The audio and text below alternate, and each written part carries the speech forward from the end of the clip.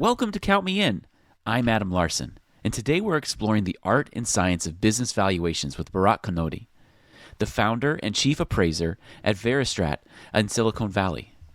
Bharat has valued over 2,000 businesses and unique assets including Uber, Airbnb, and the Golden Gate Bridge. In our conversation today, he shares his insights on how company founders can seek to maximize their valuations and the key questions to ask venture capitalists before taking their money. It was so exciting to get an insider look at this process that drives so many of the innovations and companies in our lives. So let's get started.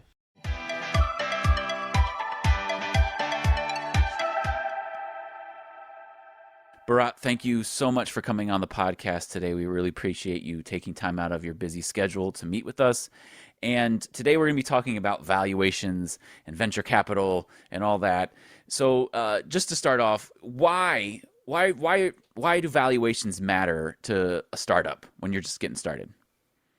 Adam, thank you so much for having me. Startups never have a profit, and they're lucky if they have a product or customers. Yet, they need to attract investors, employees, and customers. So how do they do that? They do that by using a pie in the sky currency called valuations. So and so company raised so and so money at this and this valuations. That's a pie in the sky. That's just, way for them to attract people. That's their marketing almost nowadays. So is that actually accurate? Like how many times is that valuation actually accurate when you actually find out what the profit of a company over a certain period of time?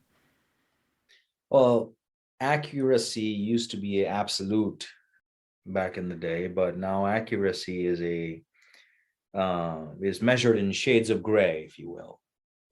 So yeah, somebody cut a check for that valuation. So who am I to say that number is not accurate? It is accurate, but I would say it is inflated. And the reason it is inflated is because, say, if somebody raised $5 million and their valuation is $100 million, they paid only a $5 million for a fraction of the company. So they're extrapolating that 5 million to 100 million. Now, if somebody were to buy the entire company, would they pay $100 million? Probably not.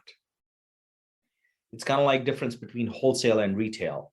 If I buy one cup, it's $5. If I buy 50 cups, it might be $1 a cup. That makes sense.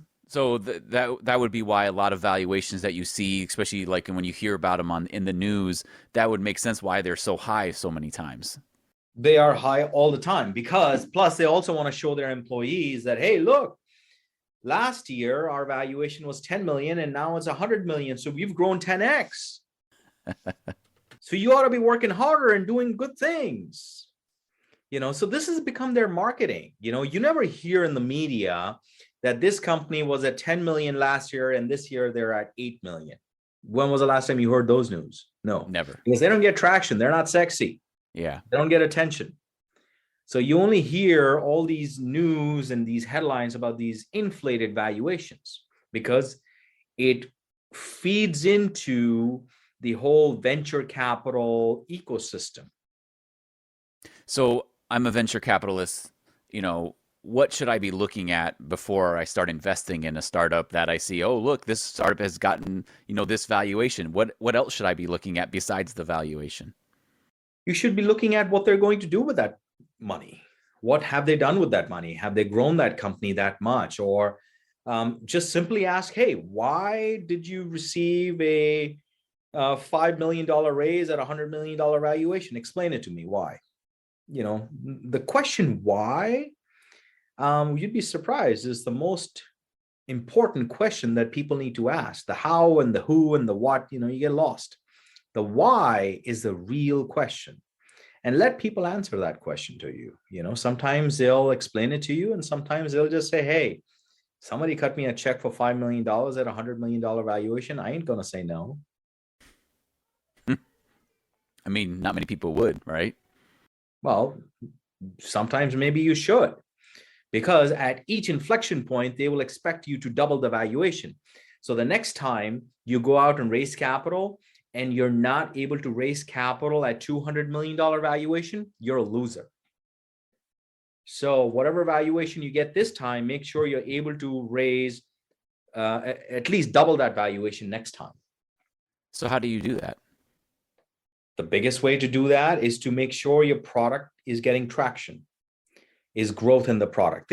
Venture capitalists don't care about profitability or revenue, anything like that. What they're really caring about is your product, or whatever you're putting out there as a product or a service, is that gaining traction? And one of the metrics to measure how it's gaining traction is revenue. It's one of the metrics. It's not the only metric. The other metric could be, I don't know, traffic or users or what have you. But you have to just make sure whatever product or whatever you're putting out there is gaining traction and it's doubling in size every year. If it's not doubling in size every year, you got a problem. All right. So, your venture capitalists has said, okay, we're going to start investing in this startup. Are there multiple valuations that can happen to see, hey, like this is where we're at different times? Is that something that is commonly done? Yeah, most definitely. For example, this Stein, right? You're looking at the back end of the Stein. I'm looking at the front, right? I've got the logo here in the front. Somebody's looking from this side, somebody's looking from top. Everybody sees a different perspective of the same Stein, but it is the same Stein. So everybody, depending on the tax person or the accountant or the insurance or the investor or the employee, everybody has a different perspective of the valuation of the same company. And they're not wrong. It's their perception, it's their perspective. But it's the same company. So if the company raised capital for, raised $5 million at 100 million valuation, that is one perspective. That is not the only perspective. That is a perspective. There could be another valuation of, say, $50 million or $20 million or zero. Somebody might say the company is worthless. Who's to say they're all incorrect? I would say they all are correct, depending on the perspective they have. Do you have any examples of a time you've seen that happen? Not one or two. I mean, many, many examples. I mean, every company that's out there right now, every company, not one company. Pick a company, that recently raised capital. So, any company that recently raised capital, their valuation for what they raise money for versus their accounting versus their valuation if they're looking for a bank loan is going to be very different. Yeah, that makes sense. All right, so let's talk about the founder of a startup. Are there ways that they can help maximize the value as they're going through all this process that we've been talking about so far? Now, isn't that $1 million question? Isn't that the question you want really the answer to? That how do I maximize the value of my company? It's kind of like going to the doctor and asking, hey, how do I get taller? Or how do I, cut back on my blood pressure? So this is what you do. There are two ways you can maximize the value of your company. One is you want recurring cash flow. You want recurring cash flow. You want stable cash flow. So what does that mean? You want to be in a business where the same customer is writing you checks weekly, monthly, quarterly, yearly. You don't want to be in a business where you have to go out and find a new customer on a daily basis. That's one. Two, you want to run your business almost like it's on autopilot. So you want to use technology quite a bit. You want to have layers of management so that things are done without you getting involved on a day-to-day basis. Now, how do you do that? Now, as a founder or as a business owner, you could say that, no, things won't happen without me. Well, that might be true, but you might not be able to get 100% to autopilot, but how about 20%? How about 30%? How about 50%? Start somewhere.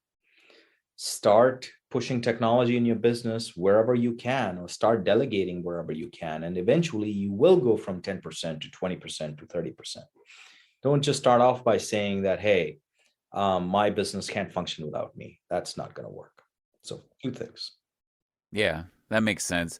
So as you know, as they're doing that, doing the suggestions you just made, and then they start meeting with different venture capitalists, trying to work on the funding that they need. Are there certain questions that they should be asking as they're going through that process? Yeah. First question you should be asking a venture capitalist: why should I take your money? How are you going to help me besides money? Right? I mean, there are many people who can write a big check. That's not a big deal. But how will you help me? How will taking your money help me? That's a good question to ask. How will you mentor me? How will you bring in more customers? How will you help me grow my company instead of just money? And two, just ask them, what will it take for you to give me a double valuation next time around? So if my valuation is $100 million and I just raised $5 million from one person, ask them, what will you be looking for to give me a $200 million valuation? They know, they want to tell you. Ask them. So as we wrap up our conversation, I can't help but wonder how the market has changed, in the midst of COVID and everything that's happening, and as we've come out of the pandemic and wars happening around the world. What do you think the market and startups are going to look like, as we go 5-10 years into the future? Raising capital will be relatively straightforward. People are going to be using more things like crowdfunding and crowdsourcing instead of going to a big shot venture capitalist. Kind of like what's happened to the publication world, right? You can self-publish a book through Amazon, but you could also go to one of the big boys in publication like Simon & Schuster or John Wiley or one of those. So depending on what you want, I think more avenues of bootstrapping are going to open up. This has been Count Me In, IMA's podcast, providing you with the latest perspectives of thought leaders from the accounting and finance profession. If you like what you heard and you'd like to be counted in for more relevant accounting and finance education, visit IMA's website at www.imanet.org.